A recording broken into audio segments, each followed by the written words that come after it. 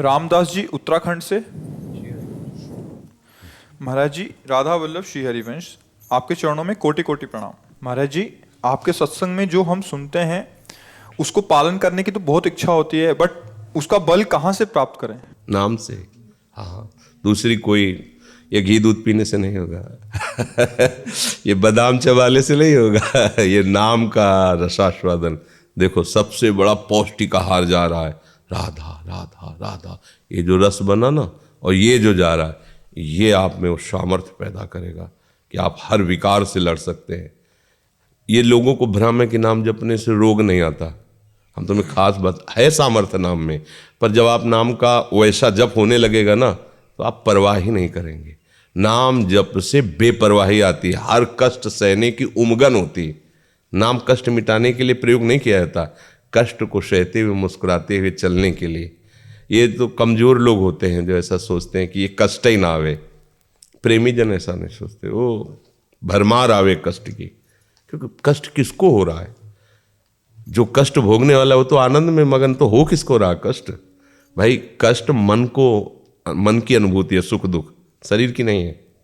देखो, मन को बेहोश कर दिया जाए, शरीर को चाहे जितना कष्ट दिया जाए, कहाँ काटा जाता है, कहाँ बोध होता है? तो मतलब इस शरीर के संबंध में जो दुख सुख का अनुभव कराने वाला वो मन है। तो अगर मन सावई मना कृष्ण पदारविंदयो, मन प्रभु के चरणों में प्रफुल्लित हो रहा है, उनके भजन में आने, तो कष्ट किसको हो रहा है? भ्रम है एक। वो हर कष्ट सहता हुआ शब्दों में, लेकिन सहता नहीं, सहता वो आनंद है। वो आनंद में मगन हुआ, हर कष्ट को रौंदता हुआ वो आगे बढ़ जाता है। तो भगवदानंद की अनुभूति इसी नाम बल से ही होती है।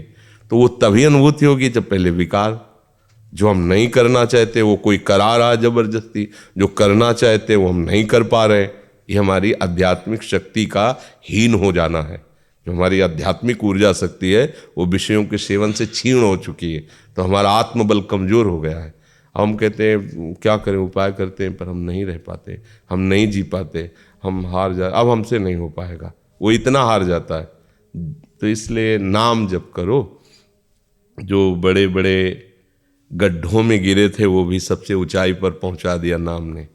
चरित्र पढ़ के देखो ना, काम क्रोध के बड़े बड़े भयानक गड्ढे हैं जिनमें गिर गया और निकलना मुश्किल है, तो नाम ने ऐसी ऊंचाई पर पहुंचा दिया कि वाल्मीकि भय ब्रह्म समाना है, उल्टा नाम जपत जग जाना, वाल्मीकि भय ब्रह्म समाना। बस इस पे विश्वास नहीं होता। खास बात है, मलिन हृदय को बात पकड़ में नहीं आती। रुपया पैसा की बात तो समझ में आती है कि भाई सामने उसका प्रयोग है, नाम का क्या प्रयोग है? नाम का इतना ही फल होता होगा कि दुख दूर हो जाए, सुख समृद्धि बन जाए, जीवन आनंदमय हो जाए, पर वो आनंद का स्वरूप नहीं जानते, आनंद का स्वरूप विषय मानते हैं। और जबकि नाम जप से इन सब का त्याग होता है। जब नाम जप होगा तो इन सब का त्याग होगा। त्यागात शांति निरंतरम, त्याग से ही उसे शांति मिलती है, और शांति से परम सुख को प्राप्त होता है। जो भोगता है वो अशांत है, तो अशांत से कुतः सुखम, अशांत सुखी कैसे हो? पर वो उसी अशांति में सुख ढूंढता है, इसलिए वो गलत मार्ग का पथिक हो जाता है। उसे संसारी कहते हैं, पापात्मा कहते हैं, दुष्ट कहते हैं, ऐसे शब्दों से। और वही जब त्यागात शांतिरंतरम, शांति के मार्ग में चला, सब विषयों का त्याग हुआ, तो अपने स्वरूपानंद में, भगवदानंद में मगर, उसे महात्मा कहते हैं, उसे संत कहने लगते हैं। संत का जो साक्षात स्वरूप है वो भगवान है, अर्थात उसका मन भगवान, बुद्धि भगवान, चित्त भगवान, प्रभु के सिवा उसको कोई अन्य महत्व नहीं रह गया, वही संत है। संत भगवंत एक बात है, जब एक हो जाए तभी संत। और जहाँ अनेकों में भ्रमित है तो फिर वही संसारी कहा जाता है।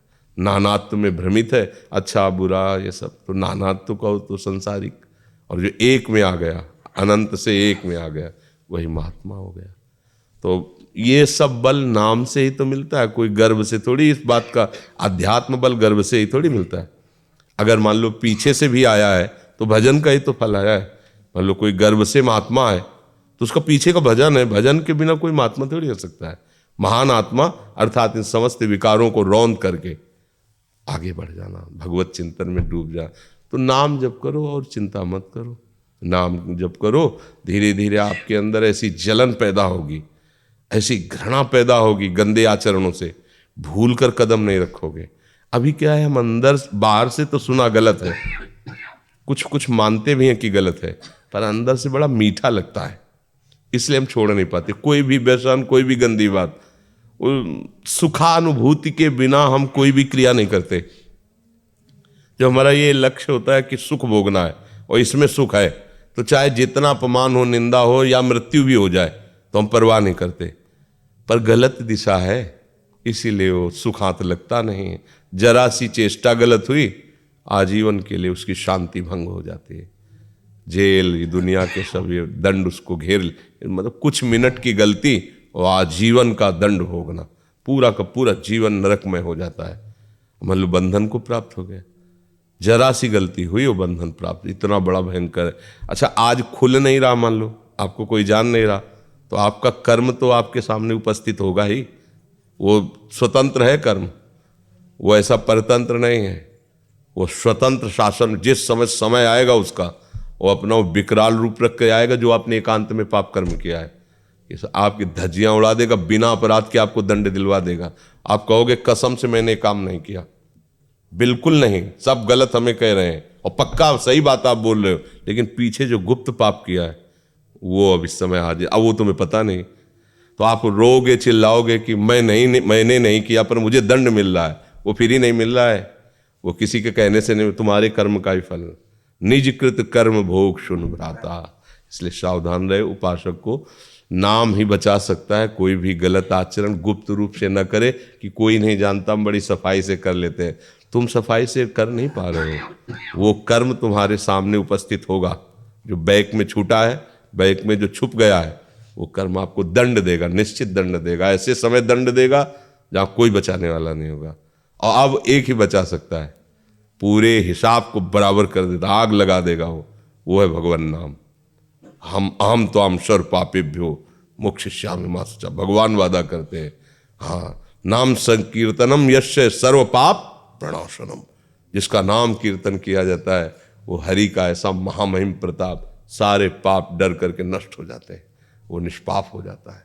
तो भाव से चलो, जो हमारे अंदर सामर्थ्य है वो विषयों के भोग से क्षीण हो गई, अब भजन से पुनः जागृत हो जाएगी।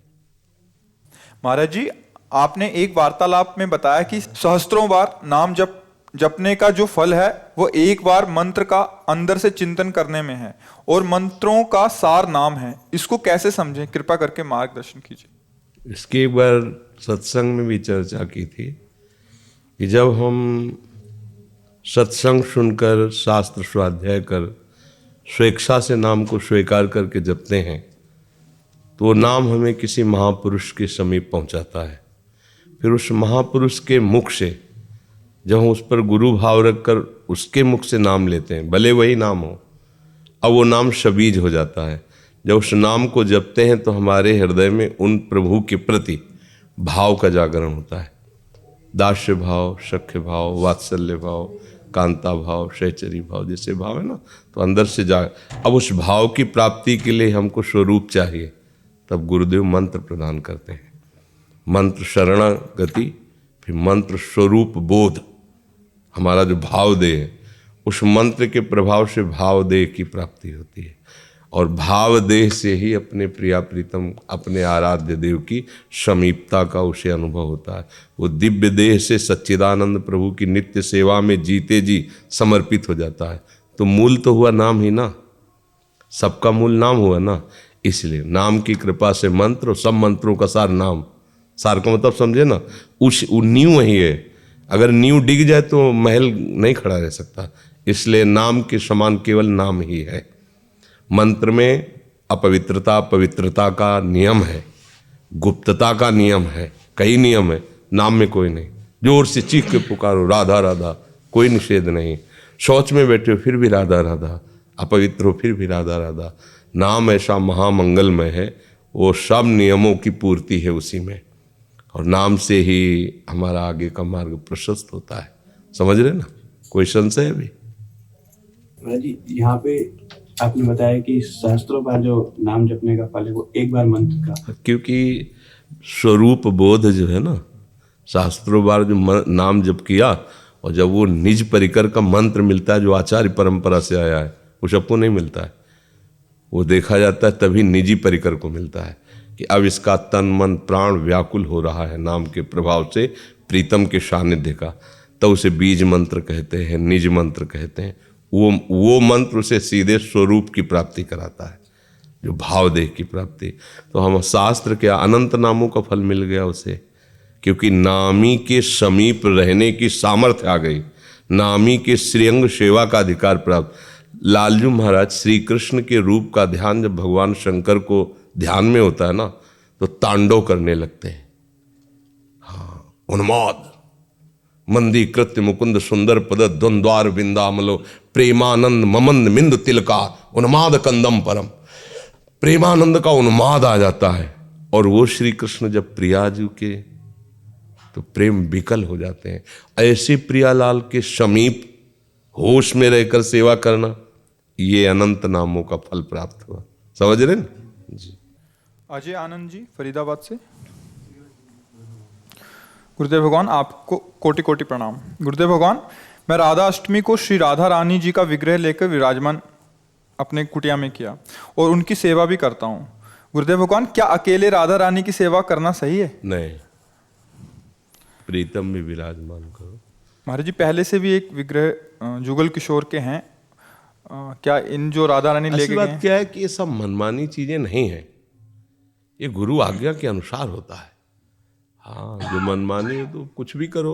बच्चे बाजार में जाते हैं, कुछ भी खरीद लेते हैं, उसे हम उपासना थोड़ी कहेंगे।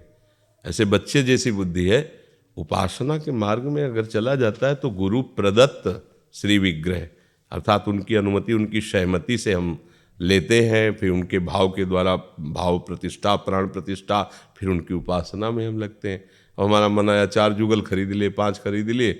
अब ऐसे भी लोग हैं कि केवल जुगल सरकार बैठे हैं, न मंगला है, न भोग है, न आज, तो मतलब क्या हुआ? वो कोई दुकान में बैठे थोड़ी, उपासना के गृह में बैठे, तो उपासना में रत होना चाहिए। अब ये अपने लोग मनमानी करते हैं, इसलिए फिर उसका प्रश्न का क्या उत्तर दे? राधा संग बिना नहीं श्याम, श्याम बिना नहीं राधा नाम, छिन छिन प्रति आराधत राही, राधा नाम श्याम तब कहीं, ललितादिकन संग से छुपावे। अब सिद्धांत से चलो, जो वाणी जी कह रहे, एक क्षण के लिए भी हम प्रिया प्रीतम को अलग नहीं देख सकते। कैसे प्रिया जो अलग विराजमान हो रहेंगे ही नहीं, केवल आप मूर्ति विराजमान कर लो। और एक प्रिया प्रीतम विराजमान, तो दूसरा लाने की जरूरत क्या? उन्हीं में आसक्ति कर लो, उसे 14 विराजमान करने से थोड़ी होगी।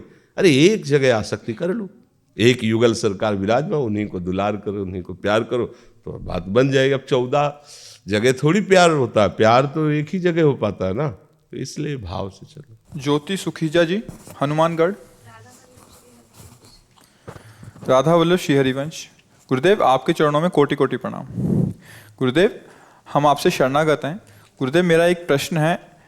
गुरुदेव, एक शरणागत माता किस तरह अपने शरीर की मूक बंधीर संतान की आध्यात्मिक उन्नति में सहायक बन सकती है?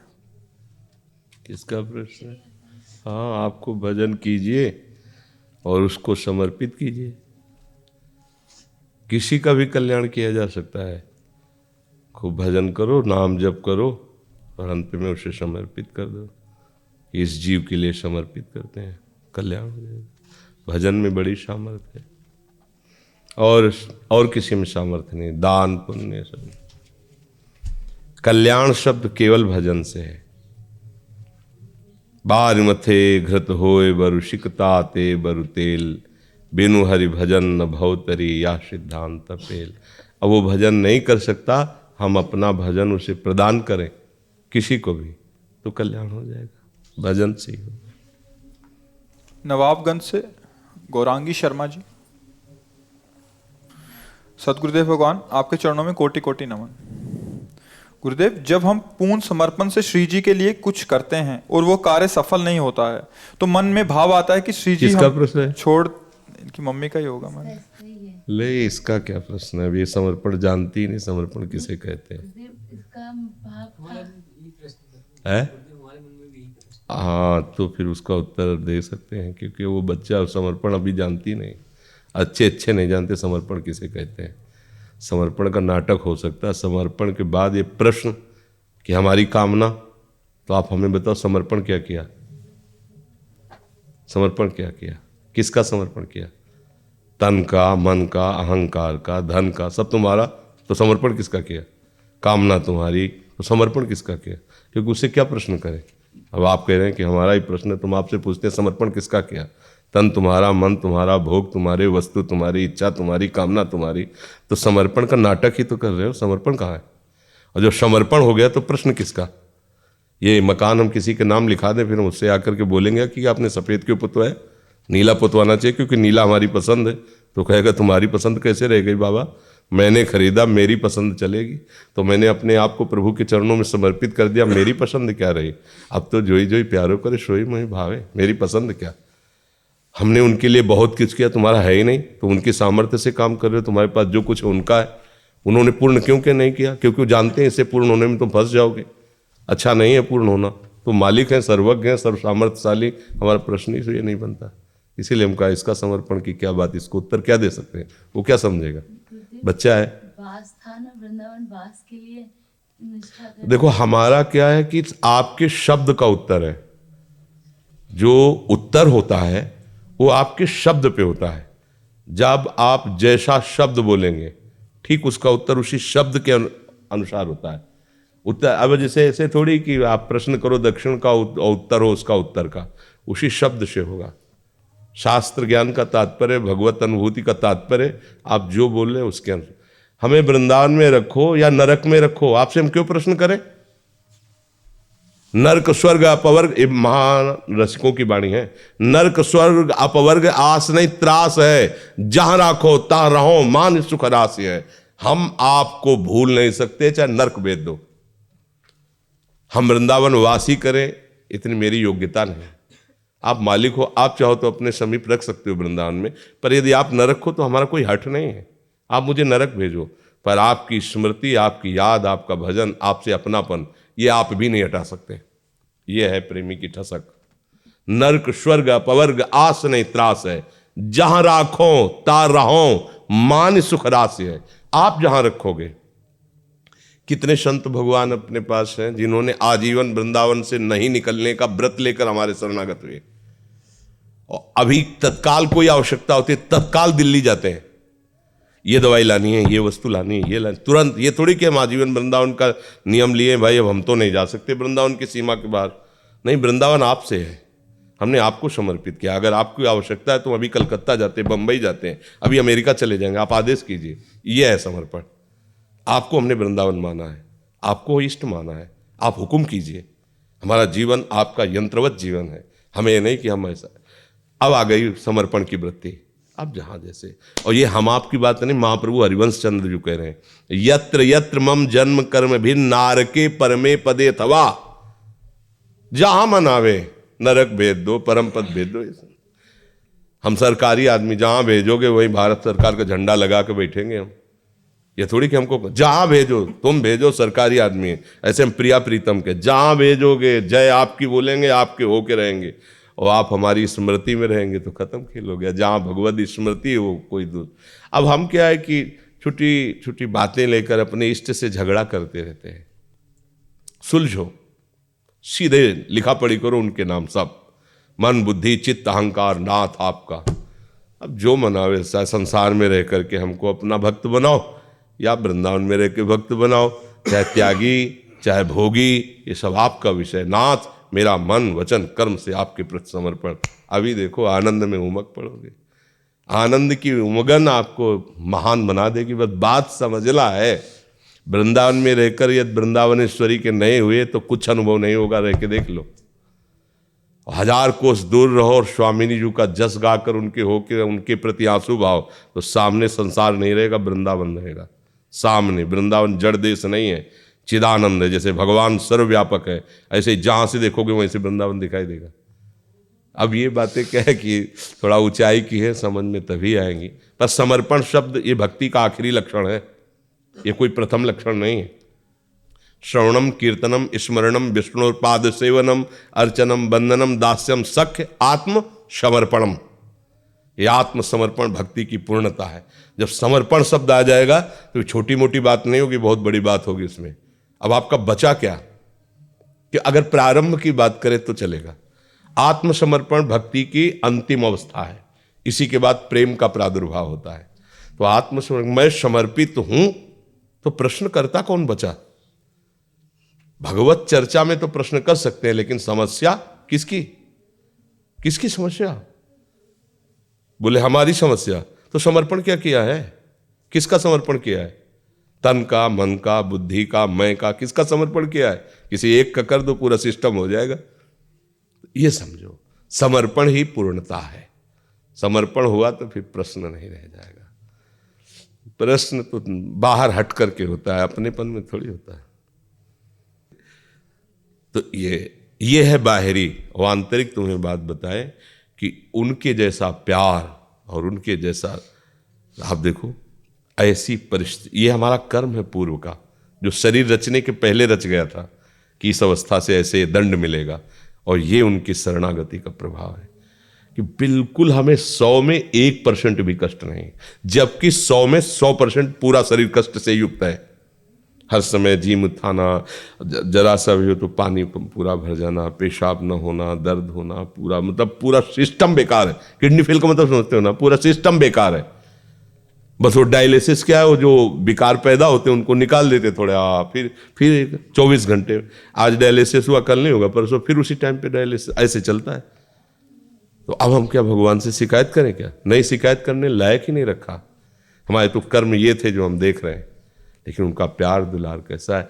ऐसी परिस्थिति में भी रात्रि के 1 बजे उठते, पूरी दिनचर्या चलती है, 1 मिनट भी दिन में नहीं सोते, फिर रात्रि में सोएंगे।